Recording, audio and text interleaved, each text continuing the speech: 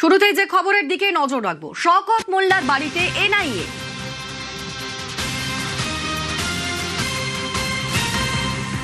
শওকত মোল্লার বাড়িতে এনআইএ। ভোটের আগে দক্ষিণ বামুনিয়ায় বিস্ফোরণ ঘটে এবং সেই ঘটনার তদন্তে ক্যানিংয়ে তৃণমূল নেতার বাড়িতে এনআইএ।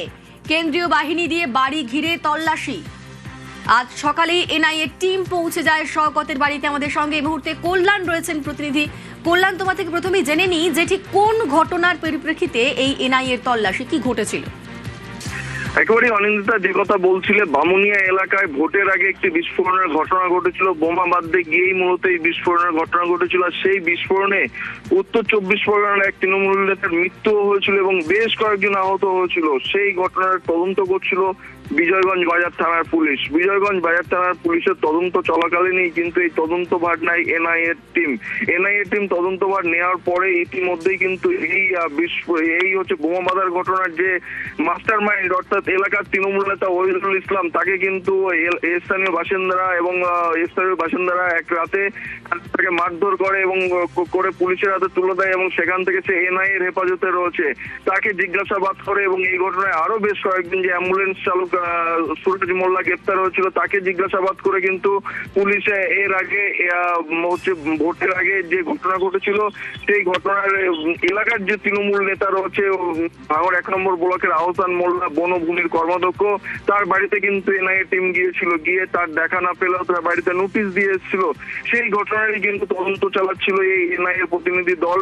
সেই তদন্তেই এবার কিন্তু শওকত মোল্লার বাড়িতে এই প্রতিনিধি দল গিয়েছে। আজকে ভোর 5টা নাগাদ এই এনআইএ প্রতিনিধি দল বিশাল সেন্ট্রাল ফোর্সের জওয়ানদের নিয়ে। কল্যাণ, দর্শকদের আরো একবার জানাই, শওকত মোল্লার বাড়িতে এনআইএ। ভোটের আগে দক্ষিণ বামুনিয়ায় বিস্ফোরণ, যেই বিস্ফোরণে মৃত্যু অবধি হয়েছে। পরিত্যক্ত বাড়িতে বোমা বাঁধতে গিয়ে বিস্ফোরণ হয় এবং মৃত্যু হয় একজনের, গুরুতর জখম হয়েছেন 3 জন। তারই তদন্তে ক্যানিংয়ে তৃণমূল নেতার বাড়িতে এনআইএ। আমাদের সঙ্গে কল্যাণ রয়েছেন প্রতিনিধি। কল্যাণ, এনআইএ টিম কখন পৌঁছো এবং এখন কি আপডেট? শওকত মোল্লা তিনি কি বাড়িতে রয়েছেন? তার সঙ্গে কি কথা হয়েছে এনআইএ টিমের? এখনো পর্যন্ত যে খবর, শওকত মোল্লা নিজে কিন্তু বাড়িতে নেই বলেই সূত্র মারফত খবর পাওয়া যাচ্ছে। এনআইএ এর প্রতিনিধি দল ভোর 5টা নাগাদ যখন আসেন সেই সময় কিন্তু একেবারেই এলাকা থমথমে, জনমানুষ শূন্য ভোরবেলা।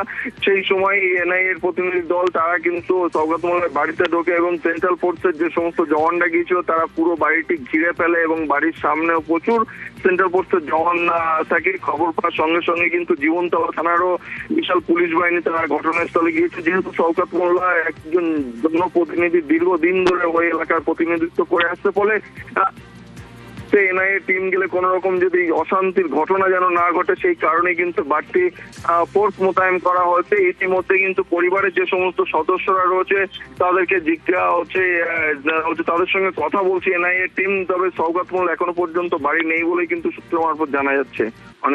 এনআইএ টিম কি মনে করছে এই যে ঘটনা ঘটেছিল সেই ঘটনায় শওকত মোল্লা কিভাবে যুক্ত হতে পারে? একেবারে এনআইএ সূত্রে যে বিষয়টি জানা যাচ্ছে যে এই বিস্ফোরণের, এই যে ঘটনা ঘটেছিল বোমা বাঁধতে গিয়ে যে বিস্ফোরণ ঘটেছিল সেই বিস্ফোরণের মূল মাস্টার মাইন্ড হিসেবে কিন্তু এনআইএ দাবি করছে কি যে এই যে ওহিদুল ইসলাম, সেই ওহিদুল ইসলামকেই। তবে এই ওহিদুল ইসলাম বিস্ফোরণ যে ঘটনা ঘটেছিল সেই বিস্ফোরণের পর সে কিন্তু ওই হচ্ছে আহসান মোল্লা এবং শওকত মোল্লার সঙ্গে যোগাযোগ করেছিল। একজনের মৃত্যু হয়েছিল এবং বেশ কয়েকজন যে আহত হয়েছিল থেকে অ্যাম্বুলেন্সে করে বাইরে বার করা হয়েছিল। সেই বাইরে বার হওয়ার কিন্তু সেফ প্যাসেজ কিন্তু এই শওকত মোল্লা করে দিয়েছিল বলে এখনো পর্যন্ত সূত্র মারফত খবর পাওয়া যাচ্ছে। যে অ্যাম্বুলেন্সে করে নিয়ে যাওয়া হয়েছিল সেই অ্যাম্বুলেন্সও কিন্তু ব্যবস্থা করে দিয়েছিল শওকত মোল্লা বলে কিন্তু এখনো পর্যন্ত সূত্র মারফত পাওয়া যাচ্ছে। বেশ, নজর থাকে খবরে। ধন্যবাদ কল্যাণ।